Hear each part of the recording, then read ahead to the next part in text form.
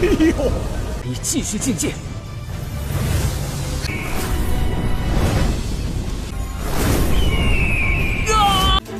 起阵。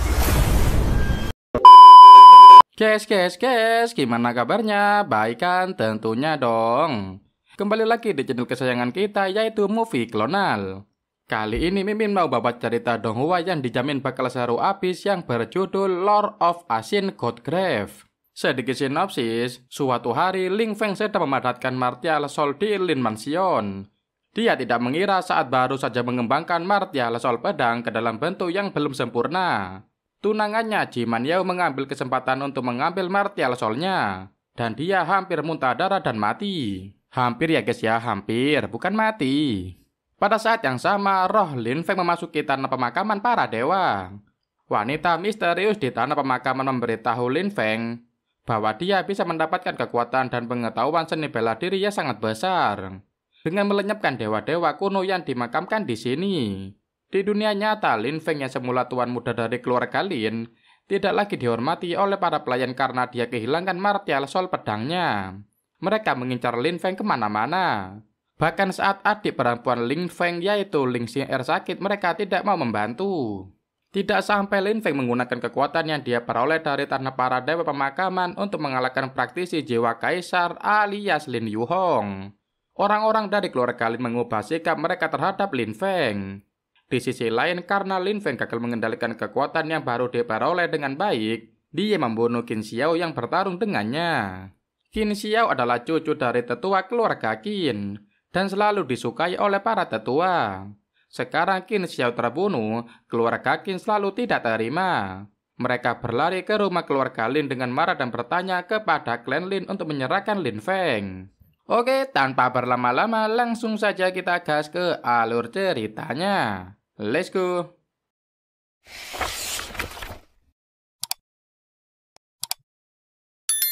Berlatar di sebuah kerajaan, Lin Feng dihampiri Manyo tunangannya untuk diberi pil blood condensation. Lin Feng berjanji pada Manyo dirinya akan memadatkan martial soul yang sangat baik. Lalu setelah itu mereka menikah dan memiliki anak. Saat Lin Feng merayu Manyo, tetua dan kakek Lin Zenan melihat mereka berdua. Tetua bertanya-tanya martial apa yang akan dipadatkan oleh Lin Feng, karena klan Lin mewarisi bloodline pedang leluhur. Menurut kakek Zenan, Lin Feng seharusnya sama dengan sang ayah, yaitu memadatkan martial soul pedang tingkat raja. Tetua juga membenarkan perkataan kakek Zenan. Mungkin Lin Feng akan mengikuti jejak sang ayah karena tidak ada ayah singa memiliki anak anjing. Ayah Feng Ling Xiaotian merupakan mantan legenda di kerajaan Tianwu. 嘿嘿，我这孙子呀，然后拜堂成亲。真是天造地设的一对儿啊！虎父无犬子，肯定是和他爹一样。 Saat berumur 16 tahun, Lin Xiaotian membuat reputasi untuk keluarga Lin yang bergema di kerajaan Tianwu. Dengan reputasi yang dibuat ayahnya, Lin Feng menjadi bersemangat untuk bisa memadatkan martial soul pedang tingkat raja, agar kerajaan Tianwu kembali bersinar. Lin Feng sudah menyiapkan diri selama 8 tahun untuk bisa naik ke puncak seni bela diri. Lalu Lin Feng pun meminum pil blood condensation dan bermeditasi untuk memadatkan martial soul. Semua orang melihat Lin Feng, bahkan menurut kakek Zenan dia layak menjadi keturunan raja pedang surgawi. Sesuai urutan kekuatan martial soul, jika Dewa Raja Lin Feng sudah mendapatkan warna cian, pasti tidak akan rendah. Namun rupanya Lin Feng mendapatkan warna ungu.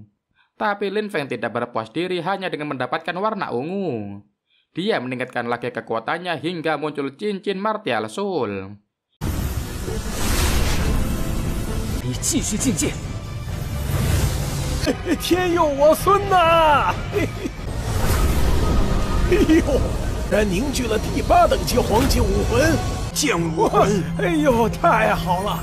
Cincin ini hanya bisa didapatkan oleh jiwa kaisar yang bisa memiliki seni bela diri yang luar biasa. Semua orang kagum melihat pencapaian Lin Feng yang bisa membuat martial soul kaisar yang jarang terlihat di alam spiritual. Setelah prototipe martial soul sudah disempurnakan, Lin Feng berniat untuk menggabungkan jiwa pedang dengan hatinya. Tapi tiba-tiba Manyo menyerang Lin Feng dari belakang, dan Lin Feng pun terjatuh. Kakek Zenan tidak terima melihat cucunya disakiti. Dia pergi untuk menghentikan Man Yu. Mendadak pelayan yang tadinya membawa minuman langsung mengejar kakek Zenan. Pelayan ini menghujani kakek Zenan dengan senjata agar tidak mengganggu Man Yu yang sedang memadatkan martial soul. Setelah mendapat apa yang diinginkan, Man Yu turun. Dia berkata klan Lin hanya klan kelas 3 yang lemah. Man Yao juga berkata Lin Xiaotian 15 tahun yang lalu sudah mati di suatu area terlarang kuno di alam spiritual. Tetua yang melihat kejadian ini hanya bisa terdiam karena dengan kekuatan yang dimiliki Man Yao sekarang, tidak akan ada orang yang bisa menandinginya.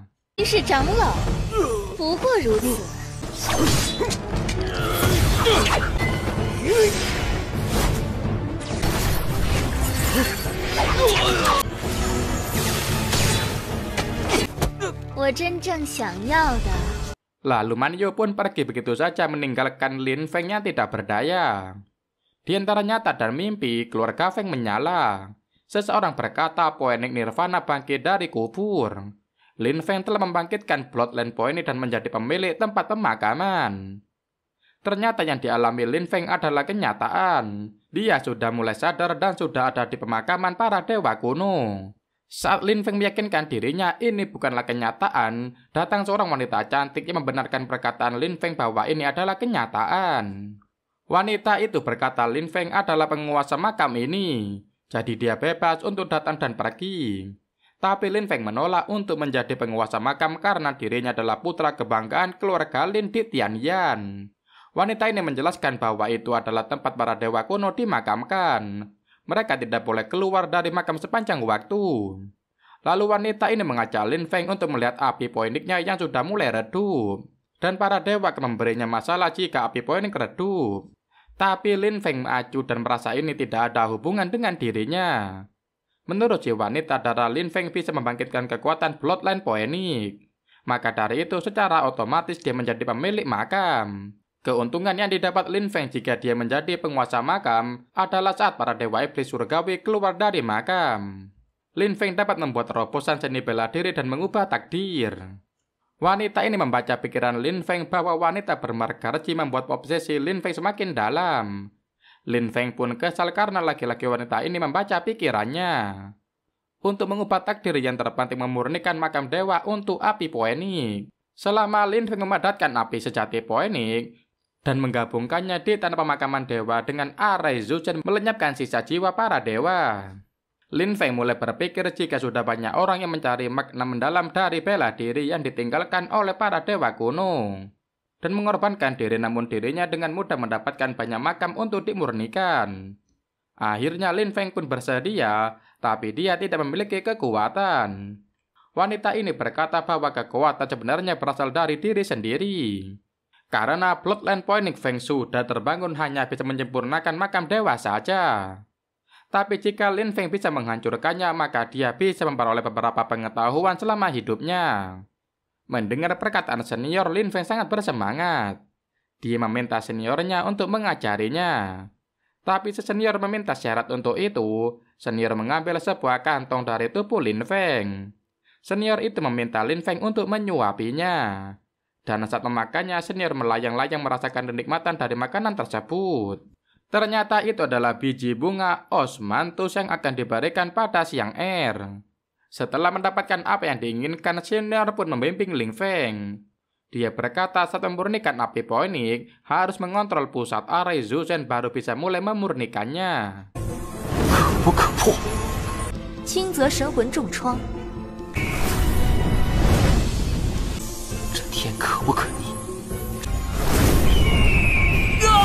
Senior juga berpesan dengan kekuatan yang dimiliki Lin Feng saat ini, mungkin akan mendapat serangan balik. Pukulan keras cahaya jiwa dewa rasanya seperti melenyapkan jiwa.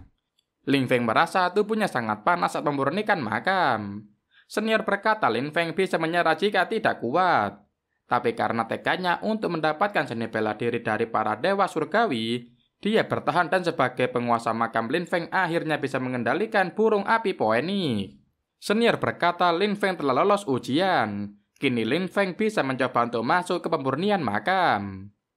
Lin Feng berhasil masuk ke ruangan pemurnian makam arai Zuchen untuk menjebak para dewa. Tapi senior berpesan bahwa kekuatan arai Zuzen terlalu kuat, dengan guncangan ringan saja dapat merusak keseimbangan. Dengan menggunakan api poenik, Ling Feng mencoba memurnikan sebuah makam. Lan Fan Yun, dewa kuno arai sama milik makam, tidak terima makamnya akan dimurnikan. Lalu dia menyerang Lin Feng. Tapi Lin Feng tidak menyerah begitu saja karena lawannya hanya sisa jiwa. Dengan bantuan senior, dia bisa memurnikan makam dewa kuno arai. Namun tiba-tiba arai Zuzen menjadi tidak seimbang sehingga makam para dewa berdatangan ke tempat Lin Feng. Melihat keadaan genting ini, senior meminta Lin Feng untuk menghentikan pemurnian dan segera keluar dari tempat pemurnian. 谁可恋我？国困，将你碎尸万段！起阵！我不甘心！ Keberuntungan menghampiri Lin Feng karena pemurnian yang dilakukan dia memperoleh 2 pola dewa. Yang pertama yaitu pola pembekuan darah kekuatan yang bisa membantu orang mengumpulkan Bloodline. Lalu yang kedua adalah simbol penguasa yang dapat membantu orang lain menilai vitalitas ke dunia 100 kali lebih cepat dari latihan biasa. Saat mereka sampai di tempat semula, kalung Lin Feng kembali menyala yang menandakan bahwa Lin Feng harus kembali ke tempat asal. Kakek Zenan memanggil tabib istana untuk memberikan obat pada Ling Feng. Tapi tabib tersandung dan obatnya terlempar ke udara. Untungnya ada Lin Xiang'er yang dengan sigap menangkap botol obat dengan kakinya. Kakek Zenan merasa kesal pada tabib dan menyuruhnya pergi. Tabib yang tidak terima diusir oleh kakek Zenan berkata bahwa kekuatan blood cucunya sudah hilang. Cucunya bisa selamat saja, sudah bersyukur. Mendengar perkataan si tabib, kakek semakin kesal. Lalu Xiang'er menenangkan kakeknya dengan berkata akan mengganti tabib. Xiang'er pergi menemui Ling Feng untuk meminumkan obat. Sementara kakek Zenan sangat cemas karena mereka telah mengganti tabib sebanyak 4-5 kali. Tapi Lin Feng masih saja belum sadar. Kakek Zenan juga menyesal karena Lin Feng seharusnya menjadi anak kebanggaan klan yang bersinar. Namun hanya dalam 1 malam menjadi orang biasa karena terluka dalam keadaan pembekuan darah. Dengan percaya diri, Xiang'er berkata bahwa kakaknya tidak akan menjadi orang biasa. Bahkan jika kakaknya tidak bisa lagi mengambil jalan seni bela diri, Xiang'er yang akan melakukannya. Kakek Zenan dan Xiang'er menghampiri Fang Er. Mereka menggenggam tangan Fang Er dan berkata meskipun Fang Er bangun, dia tidak memiliki kekuatan, mereka akan menghadapinya bersama. Malam harinya Fang Er terbangun. Dia merasa kejadian di makam para dewa itu hanyalah mimpi. Karena klan Lin dari dulu hanya memiliki Bloodline Pedang dan tidak mempunyai Bloodline Poenik untuk mengontrol arai besar Zuzen. Kemudian Xiang'er yang tertidur di samping kasur kakaknya pun terbangun. Xiang'er sangat senang melihat sang kakak akhirnya bangun. Lalu dia memanggil kakeknya. Kakek Zenan mendatangi Lin Feng dan berlari memeluknya. Kakek Zenan juga sangat senang setelah semua usaha yang dilakukan akhirnya Lin Feng terbangun. Saat mereka sedang berbahagia bisa berkumpul kembali, tiba-tiba kakek Zenan batu-batu hingga membuat kedua cucunya khawatir. Tapi kakek berkata tidak perlu khawatir karena ia akan mengobati lukanya. Lin Feng merasa bersalah karena kakeknya terluka saat berusaha menolongnya. Setelah Lin Feng meminta Xiang'er untuk beristirahat di kamarnya, tiba-tiba kalung yang berada di lehernya kembali menyala. Ling Feng mulai berpikir jika yang dia alami saat koma itu nyata, lalu dia bermeditasi. Ternyata benar Lin Feng memiliki Bloodline Poenik. Dia juga masih memiliki sisa Bloodline Pedang yang bertahan. 血脉，那梦若是真的，便是血脉中的剑之血气依然残存。灵武境、天武境、神武境，难道我以后可以凝聚2个武魂？ Sekarang tubuh Lin Feng memiliki 2 pola Bloodline yang bisa dipadatkan sekaligus menjadi martial spirit ganda. Di benua Dewa Kuno Rana Kultivasi dibagi menjadi 10 rana. Dan kini Lin Feng berada di rana pertama Blood Coating. Dengan pola darah dan pola aura keterampilan milik dewa yang ia punya ditambah Bloodline Poenik dan Bloodline Pedang serta latihan keras, Lin Feng yakin dia akan bisa menghadapi 10 orang seperti Manyo tanpa kelelahan. Pagi harinya Lin Feng merasa luka yang ada di tubuhnya telah sembuh. Mungkin itu penyembuhan diri yang didapat dari Bloodline Poenik. Kemudian Xiang'er datang dan membawa obat untuk kakaknya. Setelah mendapat suapan pertama dari Xiang Er, Lin Feng terkejut karena rasanya sangat manis. Ternyata itu adalah sup ubi manis yang dibuat oleh Xiang Er karena sebelumnya kakaknya sudah makan banyak obat, tapi tidak kunjung sembuh. Lin Feng memakan sup buatan adiknya dengan sangat lahap, bahkan dia menghabiskan 2 mangkuk sekaligus. Saat sedang menemani kakaknya makan, mendadak Xiang Er jatuh pingsan. Lin Feng menangkap adiknya dan memeriksa tangan Xiang Er. Rupanya racun yang ada di tubuh Xiang Er kembali muncul. Saat Xiang Er berusia 8 tahun tapi mengatakan bahwa Xiang Er punya tubuh racun sejak lahir. Dan racun itu hanya bisa diredakan oleh tumbuhan surgawi. Lin Feng sangat khawatir tapi dia tidak tahu kemana harus mencari tumbuhan tersebut. Meskipun Xiang Er hanya anak angkat ayahnya, tapi sejak kecil mereka memiliki hubungan kakak adik yang sangat baik. Selain itu, ayahnya juga meminta Lin Feng untuk menjaga Xiang Er dengan baik. Lalu Xiang Er teringat akan pola aura yang tidak hanya menarik vitalitas di dunia, tapi juga menarik elemen material. Lin Feng pun mencoba menarik racun di tubuh Xiang Er yang berasal dari bloodline racun. Pantas saja, tapi berkata Xiang Er memiliki tubuh racun sejak lahir. Lin Feng menyerap racun di tubuh Xiang Er sangat banyak. Ia takut jika racun itu menyerang balik dan dia tidak bisa menahannya. Tapi kemudian Xiang Er bangun, dia khawatir karena kakaknya memindahkan racun dari tubuhnya ke tubuh sang kakak.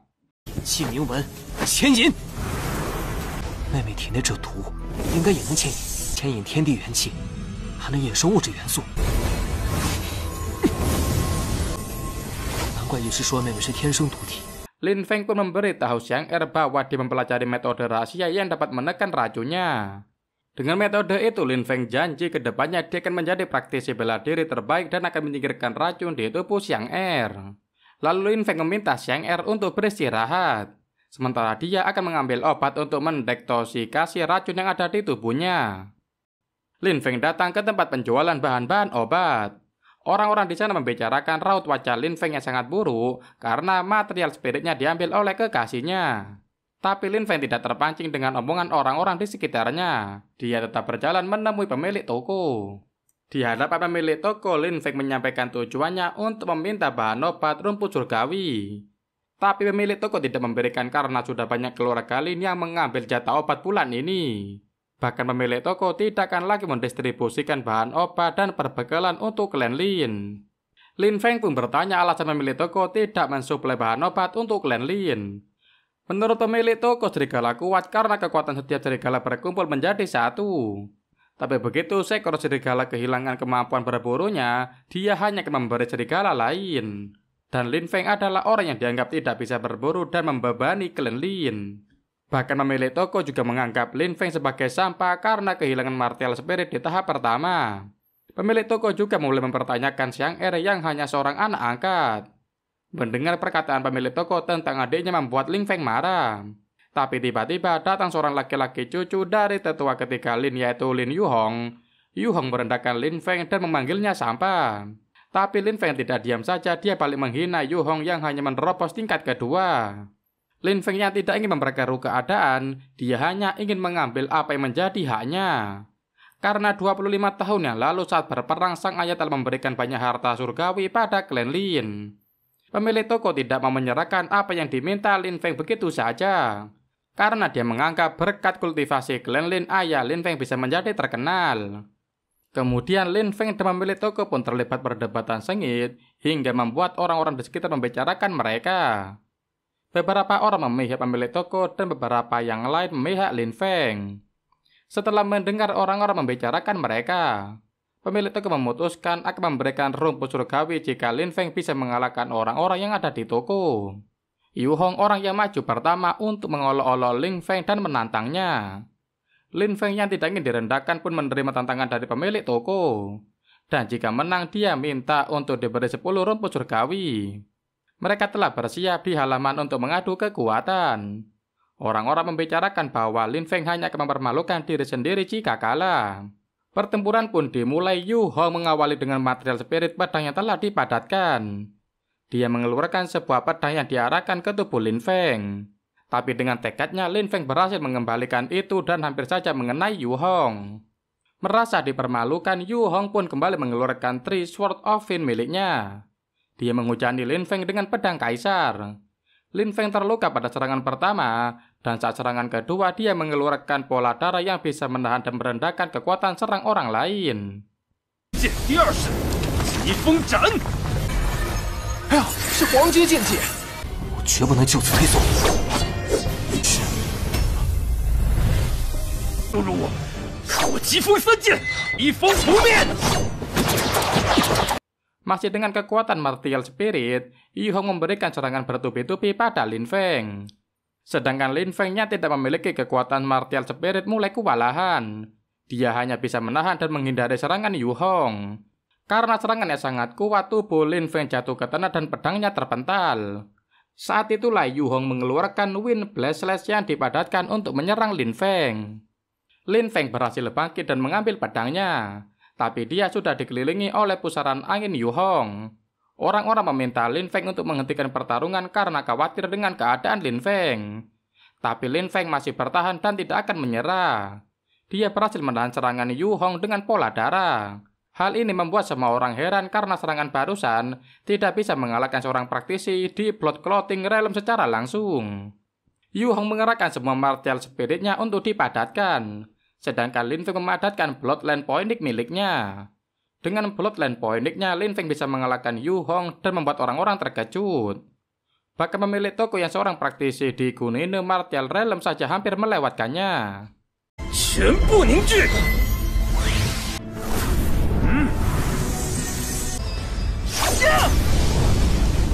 刺芒！夏尔妹妹救我！ Lin Feng meminta rumput surgawi yang dijanjikan oleh pemilik toko karena sudah menang. Lin Feng bergumam dalam hati bahwa dia akan melindungi orang-orang yang disayangi. Dan jika ada yang menyentuh mereka, maka Lin Feng akan membalasnya 10 kali lipat. Sementara itu pemilik toko mendekati Yu Hong-nya tidak sadarkan diri. Seluruh tubuh Yu Hong menghitam. Pemilik toko mengira Lin Feng menggunakan racun untuk mengalahkan Yu Hong. Hal ini membuat pemilik toko marah. Ia berkata akan membuat Lin Feng membayar mahal untuk apa yang telah dia lakukan pada Yu Hong. Dengan tergesa-gesa, Lin Feng segera membawa rumput surgawi ke kamarnya untuk segera diminumkan pada Xiang Er yang masih tidak sadarkan diri. Lin Feng khawatir dengan keadaannya yang penuh luka akan membuat Xiang Er khawatir. Lalu dia membersihkan diri. Tapi saat Lin Feng sedang telanjang dada, Xiang Er terbangun dan menjerit melihat kakaknya. Xiang Er berkata semakin dewasa, Lin Feng terasa asing. Meskipun Lin Feng menyayangi Xiang Er apa adanya, tapi Lin Feng mulai membagi sesuatu antara miliknya dan Xiang Er. Sebagai permintaan maafnya, Lin Feng akan memberikan permen osmanthus dan kue kristal pada Xiang Er. Lalu Xiang Er pun menerima permintaan maaf sang kakak. Lin Feng berpikir meski setelah meminum rumput surgawi, Xiang Er merasa lebih baik. Tapi rumput itu bukan penawar utama racun yang ada di tubuh Xiang Er. Lin Feng mulai menduga-duga jika aliran roh pedang di nadi darah bisa dipadatkan menjadi aliran pola pedang. Dan aura darah poinik bisa dipadatkan menjadi pola poinik, mungkin racun di nadi darah Xiang Er bisa dipadatkan menjadi pola racun. Kemudian Lin Feng terpikirkan sebuah cara untuk mengubah racun menjadi pola racun. Lin Feng pun mengungkapkan penemuannya pada Xiang Er untuk menyingkirkan semua racun di tubuhnya, tapi mungkin cara ini sedikit beresiko. Kali ini Lin Feng tidak akan memindahkan racun dari tubuh Xiang Er ke tubuhnya, tapi cara ini akan mengandalkan diri Xiang Er sendiri. Xiang Er pun menyambut baik ide sang kakak dan akan mencobanya. Tiba-tiba datang ayah Yu Hong membawa pengawal serta pemilik toko. Ayah Yu Hong Tuan Chang menuduh Lin Feng telah meracuni anaknya. Mereka membawa Lin Feng ke aula untuk diadili. Di sana juga sudah ada 7 tetua yang menunggu. Sementara itu, Xiang Er pergi menemui kakeknya untuk memberitahukan yang telah terjadi pada Lin Feng. Tetua Agung Lin Yeuping menanyakan apa yang telah terjadi. Namun Lin Feng malah balik bertanya pada tetua. Pengawal membawa tubuh Yu Hong ke aula. Lalu paman ketika Lin Feng yaitu Lin Jian Yuan memeriksa Yu Hong. Tetua Yu Weiping bertanya pada Lin Feng apakah dirinya bertarung dengan Yu Hong. Lalu Lin Feng mengiyakan pertanyaan tetua agung.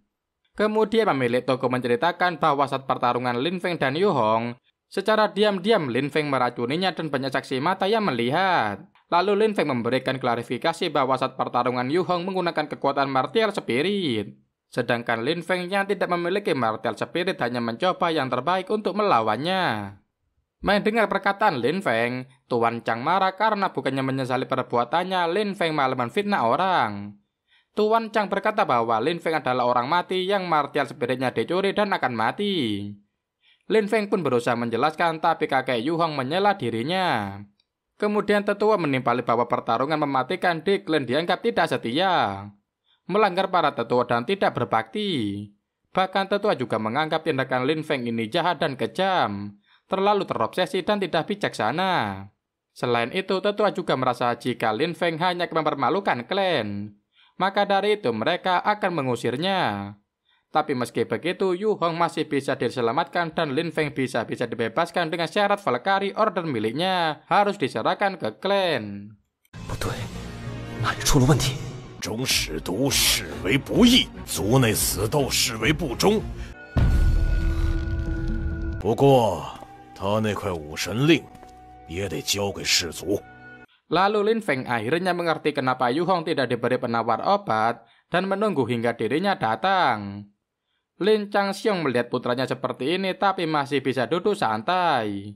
Mereka semua tidak mau mendengarkan penjelasan Lin Feng dan langsung menuduh. Ternyata tujuan mereka semua hanya untuk memaksa Lin Feng menyerahkan Valkyrie Order miliknya. Lalu tetua berkata meski Valkyrie Order ditinggalkan Xiao Tian, tapi Xiao Tian masih klannya. Dan Valkyrie Order seharusnya milik klan Lin. Tapi Lin Feng berucap bahwa ayahnya membawa kemuliaan untuk klan Lin sampai akhir hayat.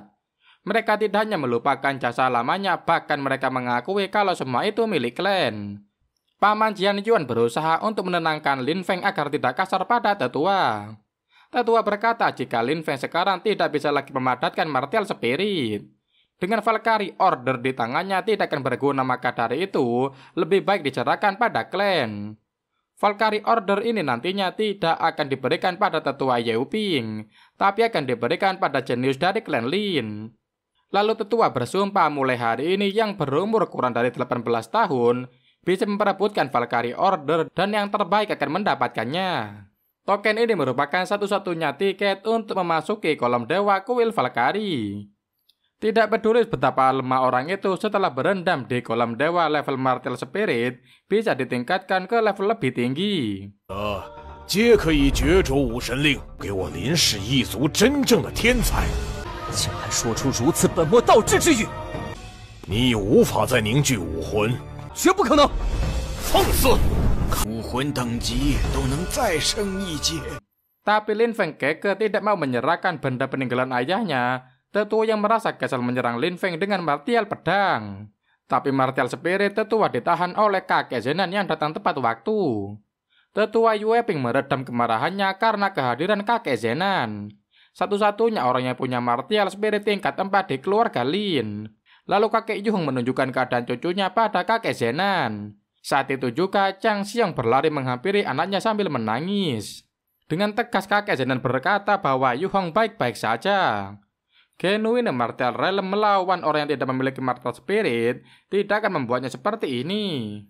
Mereka hanya membuat alasan untuk kekalahan cucunya karena malu akan menaruh muka di mana.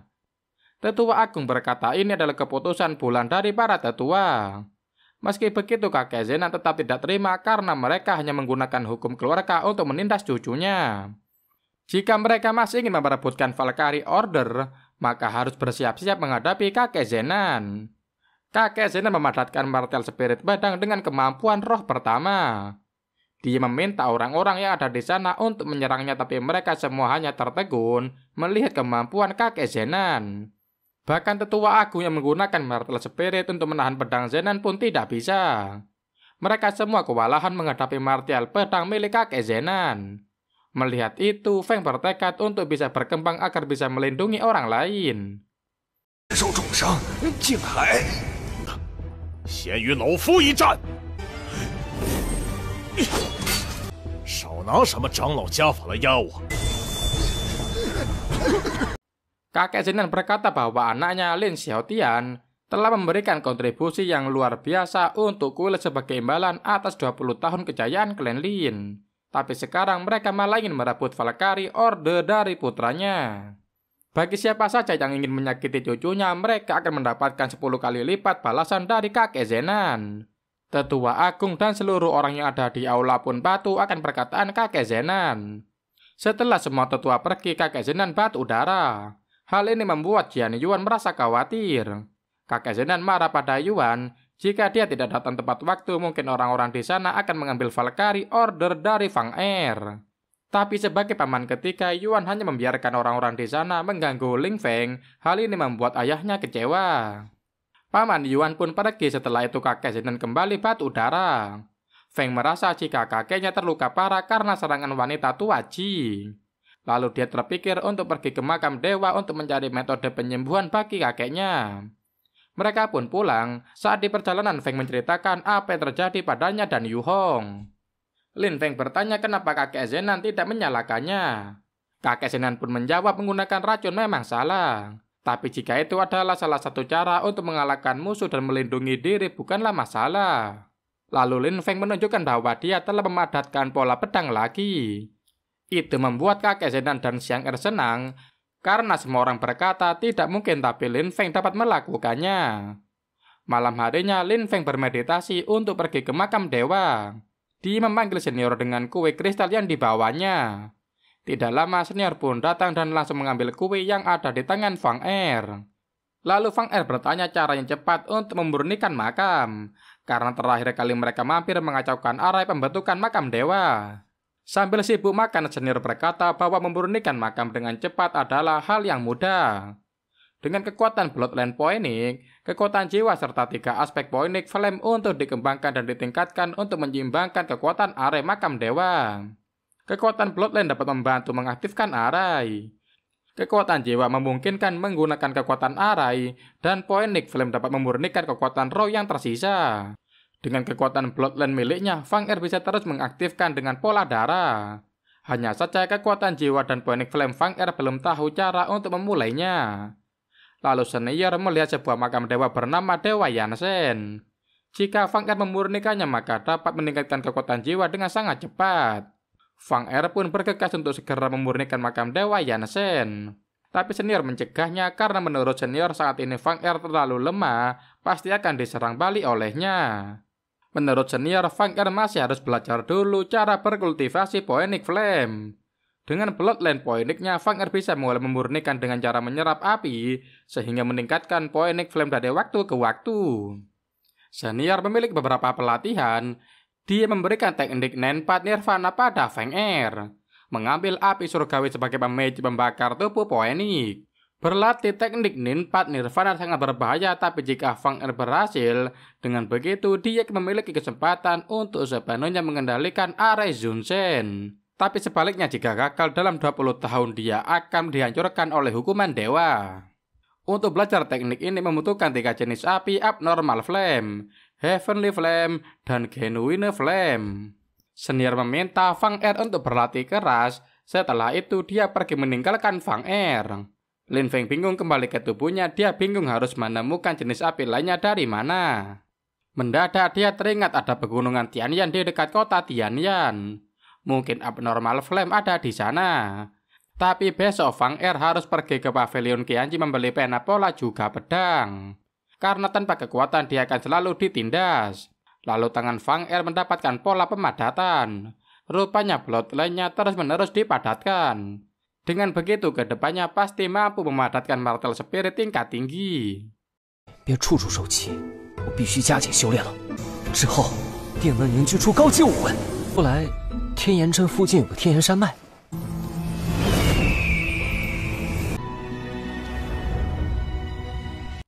Lin Feng datang ke pavilion Qianji. Di sana ia disambut oleh seorang wanita cantik. Wanita ini merasa asing dengan Lin Feng. Tapi saat Fang Er memperkenalkan diri, dia akhirnya tahu bahwa Lin Feng adalah orang yang martial spiritnya dicuri. Lalu Zian memilih pavilion mengajak Fang Er ke lantai atas.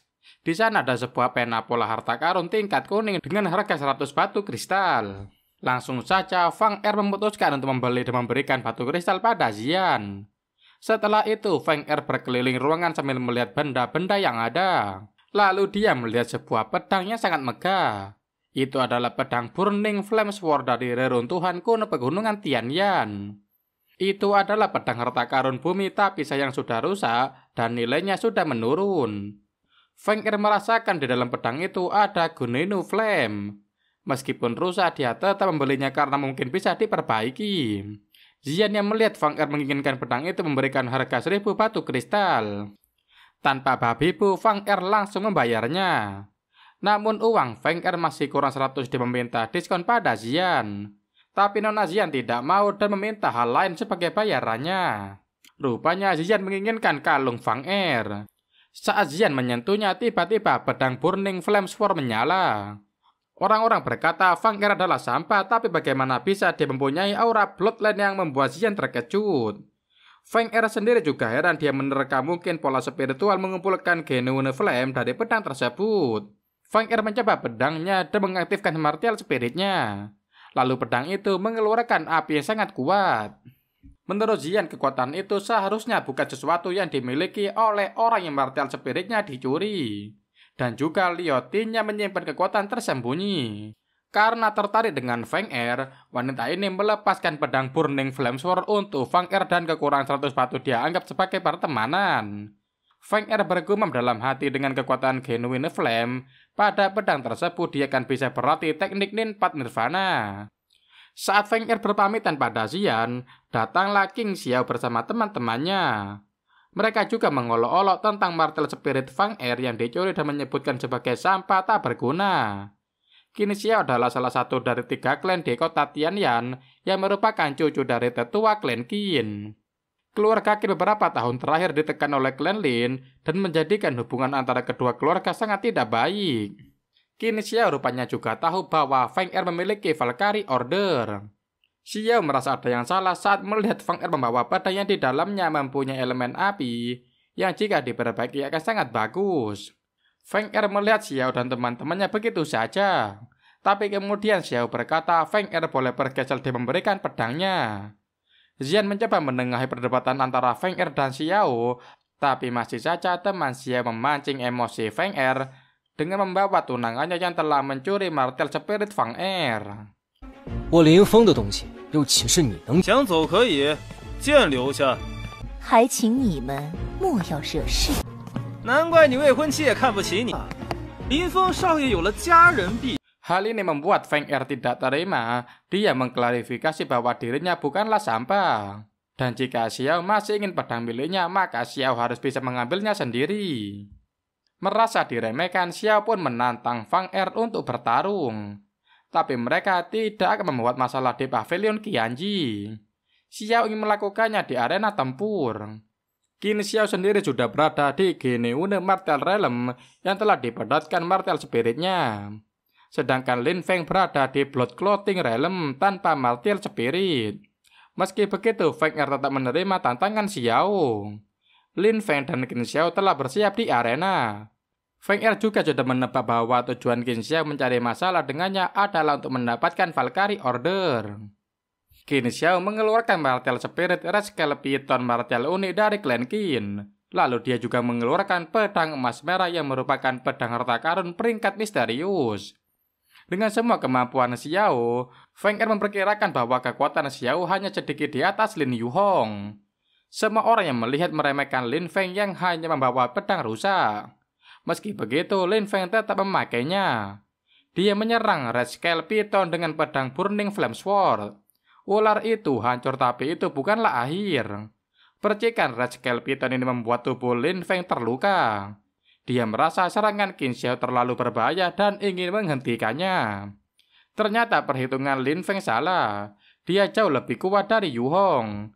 Sementara itu Qin Xiao masih sibuk menunjukkan keterampilan pedang piton merah untuk menyerang Lin Feng yang hanya berdiam diri. Ocean Fire Python mengelilingi Lin Feng. Dengan serangan gila dari Xiao, dia hanya bisa membuat tipuan. Lin Feng mengeluarkan tipuan 3 pedang angin yang akhirnya bisa menghancurkan Ocean Fire Python. Dengan pedang rusak yang dia bawa, Lin Feng mencoba mengeluarkan Genuine Flame Sword dan menyatukannya dengan darah Ki Poenik. Semua orang terkejut melihat poenik api yang dikeluarkan oleh Lin Feng. Lin Feng memberikan kebasan badai angin pada Qin Xiao yang mengakibatkan Red Scale Python luluh lantang. Tentu saja Qin Xiao tidak tinggal diam. Dia membalas serangan Lin Feng dengan seni bela diri skala merah, yaitu mengeluarkan ular yang lebih besar hingga membuat orang-orang di sekitar melarikan diri. Pertarungan sangat sengit, mereka mengerahkan semua kekuatannya untuk saling mengalahkan lawan. Akhirnya Lin Feng dapat mengalahkan Qin Xiao. Pedang genuine flame menunjukkan kekuatannya.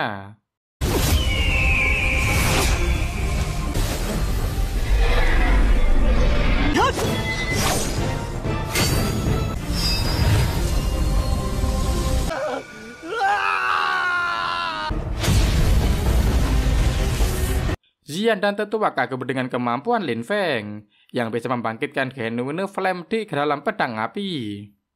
Meskipun retak, tapi mungkin pedang itu tidak benar-benar dihapuskan, atau bisa saja ada kekuatan tersembunyi di dalam tubuh Lin Feng. Xian bergumam dalam hati bahwa Lin Feng bukanlah orang biasa. Meskipun menang, tapi Xian khawatir bencana besar akan datang pada Lin Feng. Lin Feng sendiri tidak bisa mengendalikan kekuatan genuine flame yang ada di pedangnya sehingga membuat Qin Xiao tergeletak tidak berdaya. Lalu teman-teman Qin Xiao menghampiri Xiao.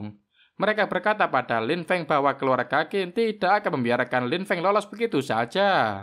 Tapi menurut Xian dalam pertarungan kali ini Lin Feng tidak bersalah, dia adalah orang yang bijak. Bahkan dia telah membujuk Qin Xiao untuk tidak bertarung, tapi Xiao bersikeras. Tuan Yun berkata dari penglihatannya Qin Xiao telah kehilangan semua kultivasinya. Pasti keluarga Qin akan membuat perhitungan dengan keluarga Lin. Lalu Xian meminta Tuan Yun untuk mengantarkan Lin Feng.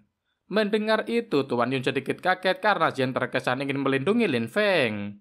Padahal tujuan perjalanan Xian dan Tuan Yun adalah sebuah reruntuhan kuno. Tuan Yun tidak menyarankan Xian untuk ikut campur dalam masalah antar klan. Tapi Xian berkata mereka akan baik-baik saja, karena masalah ini akan mempengaruhi ketiga keluarga besar. Dan pertunjukan bagus akan segera ditampilkan. Selain itu, Xian juga berharap Lin Feng akan membantu masa depan mereka. Tuan Yun mengantarkan Lin Feng pulang dengan menaiki burung besar. Sesampainya di rumah, Tuan Yun berkata bahwa dia sangat optimis dengan Fang Er. Fang Er juga telah memperhitungkan penyerangan yang akan dilakukan oleh klan Qin. Tapi dalam masalah ini dia tidak akan melibatkan klan Qin. Diperkirakan klan Qin akan menyerang pada malam hari. Jika Feng Er bisa meningkatkan array Zusen, mungkin masih ada sedikit perubahan haluan. Feng Er mencoba teknik Nenpat Nirvana untuk mengaktifkan genuine flame di dalam pedang. Ketimbang Phoenix Flame yang asli, teknik Nenpat Nirvana panasnya 10 kali lipat lebih kuat. Meskipun tubuhnya mengalami panas luar biasa, Feng Er tetap bertahan karena tekadnya yang ingin menjadi lebih kuat. Akhirnya aura darah menyatu dengan api Phoenix. Dan api Phoenix lebih mendominasi dalam proses ini. Untuk langkah kedua dari putaran pertama teknik Nenpat Nirvana, Feng Er akan menggunakan api Phoenix untuk membuat seluruh tubuh ditempa. Setelah 7 hari penuh menggunakan teknik Nenpat Nirvana, Feng Er mendapatkan api Nirvana yang lebih murni dari genuine flame. Bahkan peningkatan kecilnya saja juga bisa dianggap berhasil. Tapi ini hanyalah tahap awal dari putaran pertama teknik Nenpat Nirvana. Jika Feng Er ingin menyelesaikan teknik Nenpat Nirvana dengan cepat, dia harus bertanya pada senior. Kemudian Feng Er mendatangi makam dewa untuk bertemu senior. Ternyata senior sudah menunggu. Sesampainya di sana senior menyentuh dahi Feng Er. Berkata ia telah berhasil mengumpulkan api Nirvana. Feng Er menanyakan pada senior cara cepat untuk bisa memurnikan makam. Lalu senior memberitahu caranya. Masih dengan waktu terakhir senior menjelaskan. Orang yang bernama Yan Zhentianzu, jika Feng Er bisa membunuhnya, dia bisa mendapatkan rahasia jiwa dewanya. Meskipun jiwa dewa Yan Zhentianzu belum dimusnahkan, tapi jiwanya sangat lemah. Dengan api Nirvana yang sekarang dimiliki Feng Er, itu adalah kesempatan terbaik. Dengan berlari, Feng Er pergi ke ruang pemurnian makam, lalu mengaktifkan array Zusen menggunakan darah Phoenix. Tidak lama sisa jiwa Yan Zhentianzu muncul. Feng Er pun memperkenalkan diri bahwa dia adalah penguasa makam dan akan memurnikan makamnya. Feng Er mengikat tubuh Yan Zhen dengan api Nirvana, tapi jiwa Yan Zhen berhasil melepaskannya. Padahal jelas-jelas jiwanya sangat lemah dan cepat memudar, tapi masih sangat kuat. Dengan pedang memotong jiwa, Feng Er menggunakan api untuk memurnikan sisa-sisa jiwa. Tapi karena Yansen adalah dewa surgawi, dia tidak mudah untuk ditaklukkan. Sementara itu di klan Qin, tetua Qin sangat marah mendengar berita tentang cucunya. Dia mengumpulkan para tetua klan Qin untuk bersama-sama mencari orang yang telah menghapus kultivasi cucunya. Tetua Qin menjadi orang pertama yang akan mengikuti tetua Qin mencari Lin Feng. Mendengar bahwa Lin Zhenan sedang terluka parah itu merupakan kesempatan yang langka. Tetua Qin meminta untuk mengerahkan 800 prajurit elit untuk berangkat saat itu juga. Sedangkan Fan Er masih berusaha untuk memurnikan makam Dewa Yansen. Tapi karena sisa jiwa Dewa Yansen sangat kuat, lama-kelamaan api nirvana terakumulasi dan jika digunakan terus-menerus akan habis. Lalu senior memberi saran agar Lin Feng bisa meyakinkan sisa jiwa Dewa Yansen. Lalu Lin Feng mencoba membujuk Dewa Surgawi Yansen untuk mengalah kepadanya. Maka Lin Feng akan mengampuninya dan memberikan kesempatan pada Yansen untuk dilahirkan kembali. Karena Yansen menolak, Feng Er menggunakan formasi Great Susen untuk memurnikan makam sepenuhnya. Dengan kekuatan ini, akhirnya Yansen menyerah. Yansen meminta Lin Feng untuk menarik api poiniknya. Berhasil dengan rencananya, Lin Feng pun meminta metode tertinggi dari Dewa Yansen. Untuk menguji ketulusannya dan sebagai gantinya, Yansen akan diberi kesempatan untuk terlahir kembali. Tanpa perdebatan panjang, Yansen memberikan teknik dewa tertingginya. Itu adalah pemadatan dari metode rahasianya. Dengan metode ini, Feng Er bisa membuat jiwa tidak akan mati dan abadi. Teknik dewa tertinggi memadatkan aura bumi dan langit, memasukkan jiwa dewa, menempa jiwa guntur surgawi, memurnikan jiwa api surgawi, menjadikan jiwa abadi dan toisme abadi. Senior berbisik jika itu memang teknik jiwa dewa tertinggi. Selama jiwanya masih ada, walau tubuh fisik hancur, bisa terlahir kembali, hanya saja untuk sementara tidak bisa berlatih. Lalu Feng Er marah pada Yansen. Feng Er telah memberi kesempatan terakhir, tapi Yansen ternyata masih memiliki beberapa rahasia yang bisa membuatnya melampaui musuh.好，我给。本作业你先成与否，机会给了你。便是凭借此诀。天雷淬魂，天爷炼魂，本作再给你最后一次机会。 Feng Er berkata dia memiliki junior yang baru saja masuk jalan kultivasi dan membutuhkan metode rahasia. Saat dia bertemu musuh yang kuat bisa mengalahkannya. Yansen mempertanyakan Raja Para Dewa yang memegang makam para dewa mengapa datang padanya hanya untuk metode rahasia. Karena Feng Er mengancam dengan formasi Great Zuzen api poenik, Yansen pun takut. Ia lantas memberitahu Feng Er metode rahasianya, yaitu tebasan jiwa surgawi yang bisa membunuh jiwa seseorang dan menghancurkan musuh yang tidak terlihat. Senior memberitahu bahwa itu adalah metode rahasia toisme jiwa. Setelah mendapatkan metode rahasia Yansen, Feng Er berkata pada Yansen untuk menunggunya. Feng Er akan menekan para dewa di makam dewa, maka setelah itu Feng Er akan membiarkan Yansen keluar dari makam dan dilahirkan kembali. Feng Er kembali ke makam dewa. Di sana senior langsung saja meraba-raba tubuh Feng Er.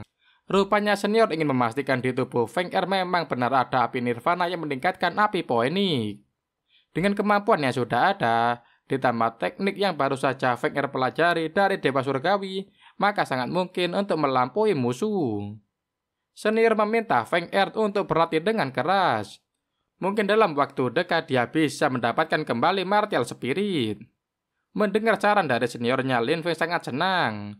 Ia berjanji saat kembali lagi akan membawa makanan yang enak untuk seniornya. Setelah mempelajari teknik yang baru didapat, ternyata metode rahasia tebasan jiwa surgawi masih perlu memadatkan api poenik. Klan Qin mendatangi kediaman klan Lin.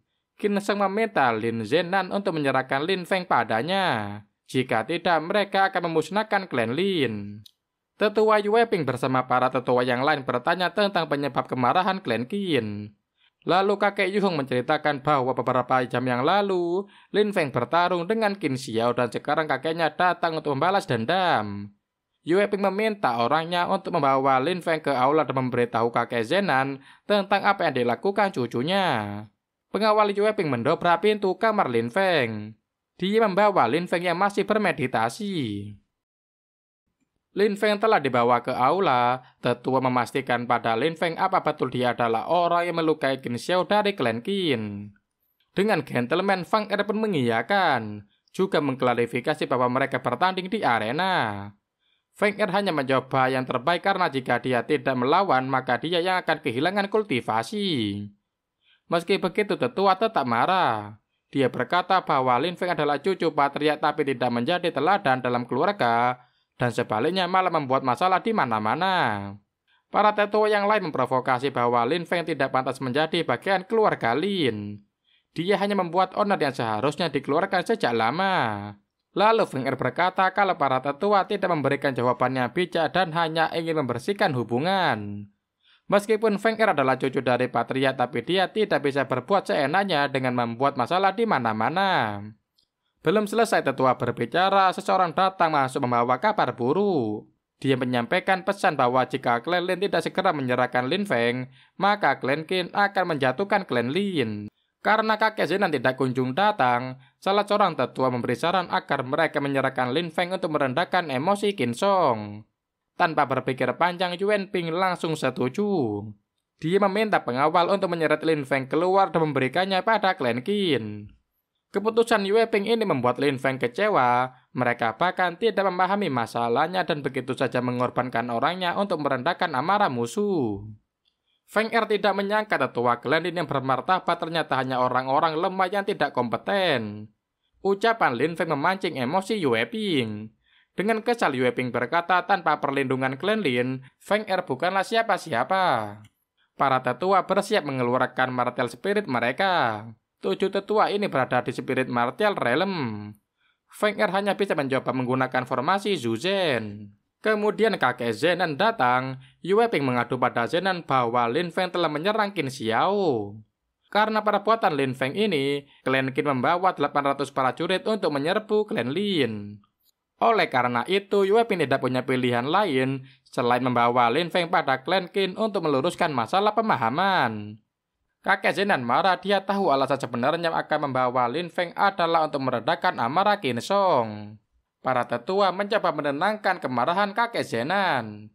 Kakek Yu Hong menjelaskan bahwa cucu Qin Song yang bernama Qin Miaoling menikah dengan putra kebanggaan keluarga Lau di kota Tianyuan.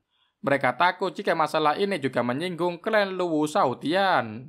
Maka dua klan ini akan menyelidiki masalah dan membahayakan klan Qin. Lalu kakek Zenan menarik tangan Lin Feng dan meminta Lin Feng untuk menjelaskan. 耳朵不好使了吗？他押去以平息秦松之怒。他不配。那么，秦松率800强者上门要人。爷爷，老夫呢？ Lin Feng menjelaskan bahwa dia pergi ke pavilion Qianji untuk membeli pedang. Lalu Qin Xiao ingin merebutnya. Mendengar cerita Lin Feng, kakek Zenan bersedih karena dia merasa gagal menakut-nakuti generasi muda dan menyebabkan Feng Er menderita. Feng Er mencoba menenangkan kakeknya dengan berkata ini adalah kesalahan orang-orang yang sombong. Dengan kejadian ini, Feng Er berjanji akan membuat mereka menyesal. Kakek Zenan tidak peduli itu adalah klan Qin atau klan Luwu. Karena klan Lin tidak melindungi cucunya, maka selama kakek Zenan masih hidup, dia akan melindungi cucunya. Kakek Zenan membawa Feng Er untuk menemui musuhnya. Orang-orang sekitar yang melihat pasukan Qin membicarakan bahwa klan Qin akan membawa Lin Feng pergi. Mereka senang karena akan melihat pertunjukan bagus. Qin Song kembali berteriak pada kakek Zenan untuk segera menyerahkan Lin Feng. Jika tidak, mereka akan membantai klan Lin. Anggota Qin Song berkata tetua Qin Song merupakan praktisi di spirit martial realm, memadatkan martial spirit tingkat bumi. Sedangkan kakek Zenan saat ini terluka parah, jadi dari klan Lin tidak ada yang akan melawan Qin Song. Sementara kakek Zenan membawa Lin Feng ke menara pedang. Itu adalah menara yang ditinggalkan oleh leluhur klan Lin. Dengan berdiri di sana, mereka bisa melihat seluruh klan Lin. Qin Song akhirnya melihat kakek Zenan yang telah membuatnya menunggu lama. Kakek Zenan bertanya apa yang diinginkan oleh Qin Song yang dengan sombongnya memasuki wilayah klan Lin. Qin Song pun berterus terang bahwa dia menginginkan Lin Feng yang telah melukai cucunya Qin Xiao. Kedatangannya ini ingin meminta mereka menyerahkan penjahat Lin Feng, jika tidak, kavaleri besi klan Qin akan membawanya ke klan Lin. Orang-orang di sekitar mulai khawatir klan Lin akan menderita. Tapi kakek Zenan juga bukan orang yang mudah dihadapi. 爷爷，我们这是要去哪儿？来，交出林峰、凌霄，今天我轻松来此。林震南，马上交人，打平你林氏。林震南，你总算出来了。 Dan ceritanya pun bersambung sampai sini dulu ya guys ya. Gantung, gantung, gantung. Oke guys, sekian dulu video dari Mimin. Tetap pantengin channel Movie Klonal biar tahu kelanjutan cerita Lin Feng. Dan jangan lupa komen biar Mimin gak lupa buat upload video kelanjutannya. Oke, sekian, terima kasih. Tong gantung.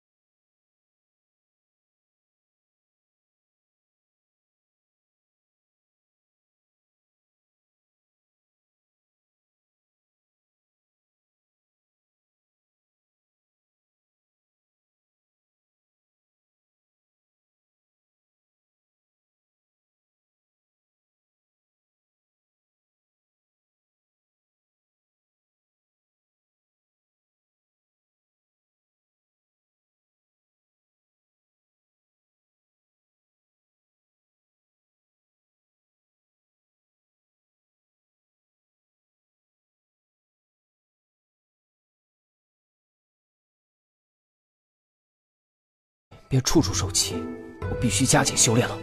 之后定能凝聚出高级武魂。后来，天岩镇附近有个天岩山脉，